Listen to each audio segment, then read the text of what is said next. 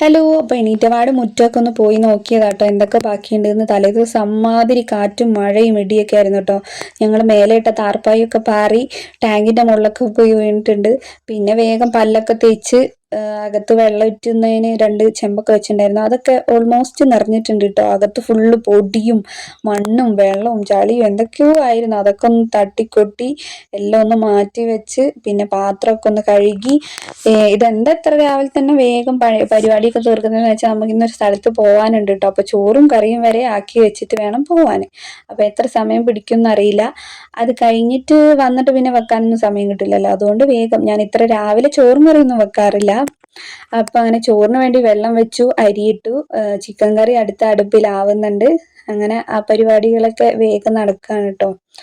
അപ്പോൾ രാത്രിക്കും കൂടെ ചോറും കറിയൊക്കെ വെക്കുന്നതുകൊണ്ട് കുറച്ച് ലേറ്റ് ആയിട്ടായിരുന്നു വെക്കല്. പക്ഷെ ഞാൻ പറഞ്ഞല്ലോ ഇന്നൊരു സ്ഥലത്ത് പോകേണ്ടതുകൊണ്ട് നമ്മൾ വേഗം വെള്ളപ്പോൾ അടുത്ത അടുപ്പിലാവുന്നുണ്ട്.